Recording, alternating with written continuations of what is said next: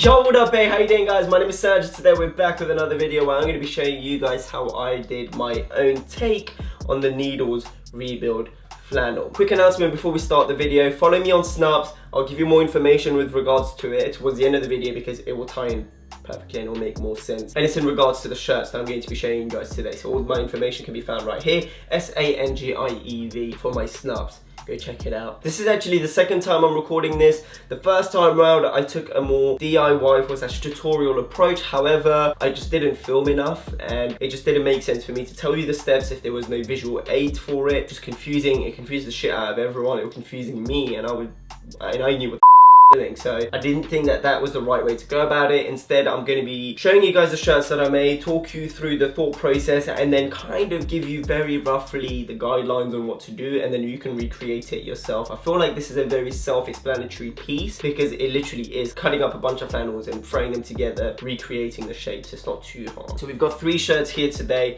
I am super gassed up, man. They turned out so sick. Story time. Fernando sold me his Needles flannel. It was awesome. The colors were cool. It was just a bit too oversized for my liking. I sold it and I took that money. I went to my favorite vintage store in London, which is now known by Attica. It used to be Blitz, but it's now Attica. And I bought 5 flannels. Now, the reason why I went to vintage is A, I love the idea of recycling clothes, and B, I just feel like vintage flannels have more texture, more of a grungy, like, maybe it's because it's been worn, it has some defects, there's some holes or whatever it may be, it just looks cooler. Obviously you can go to a high street, you can go, or if you're a baller, you can just splash out 5 designer shirts and make a sick flannel. Mistake number 1 that I made was buying shirts that weren't all the same size. Although the final outcome turned out dope, it just makes it harder to sew pieces together, especially when you're cutting it up. I bought them all in a size large, but some of them were shorter, some of them were longer. It just made things complicated. Take the shirts, lay them on the floor,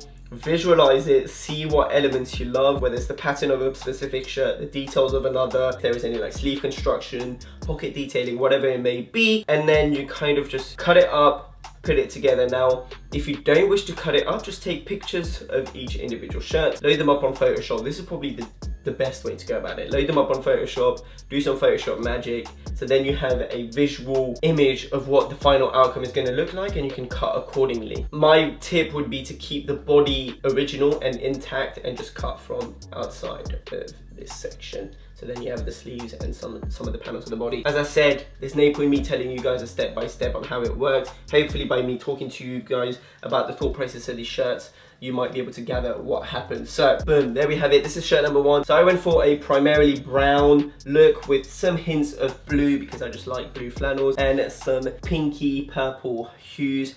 I think it ties in really nicely, man. Like, there's some dark brown, there's some light brown, lovely flannel texture, and then the blues kind of have a brown tint, and then this guy right here is my favorite piece. Like, so this is definitely the biggest out of the bunch.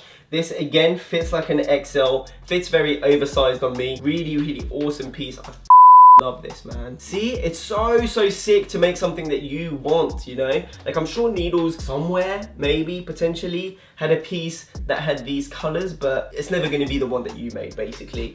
And at the back, again, we have that same construction detail going on the side. Now, the main bit is still the original, basically. You could obviously add some external stripes if you wished to, but I just didn't see the need for it. Maybe have like something embroidered. That would be quite cool. This is more fitting like a size extra large, which was one of the prime reasons why I sold my actual Needles one. So I put this to the side, and then I was like, okay, cool. For the next 2 shirts, let's be a bit more conscious of the size and have it more along the side of like a medium to a large. And so pattern number 2, this time we have the bluey purple at the center. We've got blues, browns, and this really light brown. You'll see it all on the on-body shots, and in the back you've got some really cool detailing. So one of the cool details about this shirt is the use of 2 pockets. I just thought it's a really nice detail to add. It looks really cool. Yeah, just the way that it sits on. This is, as I said, fitting more like a medium to a large. Beautiful colors. Again, it features some of the same details with some of the panels being sewn how they would usually. And then one of the guys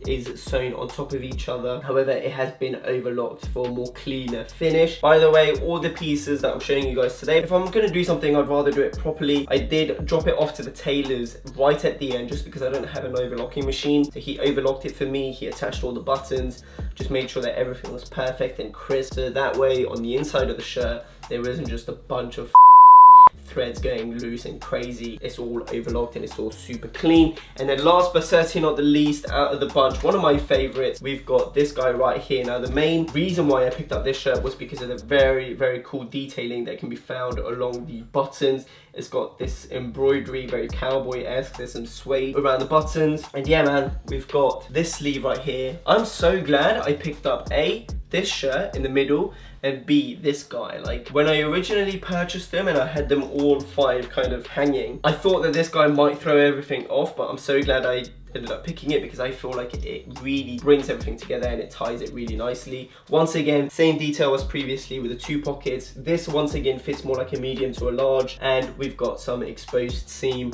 for that extra grunginess. And something that I mentioned earlier about the fact that they were slightly different in sizes with regards to length, I think it adds some texture. Now some of it I didn't touch, some of it I cut up and left raw, so that with more wear and with more wash, you'll get some, what are they called, like frillings or whatever, some pieces of thread coming loose. Pull them up, it just creates some extra texture and extra details to the shirts. But yeah, man, that is that is what we have here. 3 shirts. I love them. I think they're so sick. Reason why I told you guys to follow me on Snupps at the beginning of the video is because I'm actually going to be putting up 2 of them for sale. There's no point of me to have 3 deconstructed flannels, basically. I just need 1. They're going to go on Snupps before anywhere else. So if you wish to catch that, then as I said in the corner, Sangiev, I've created a shelf called things for sale, and that's going to pop up on there. So if you want to support your boy, and if you like the look of it and you love the colors and you feel like you can rock it too, then head over there, go cop that shit. And whilst you're at it, go join my group Sangiev Style if you wish to take a look at it. That is going to conclude this video. I know that ideally having a DIY step-by-step tutorial will be so cool. However, this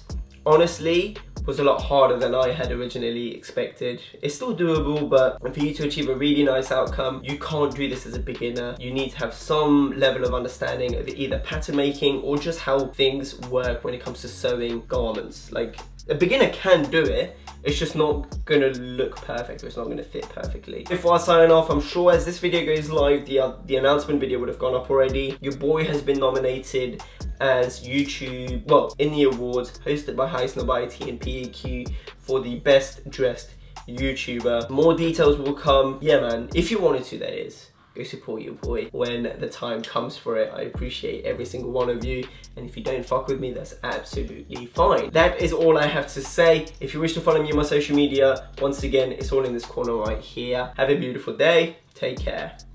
Peace.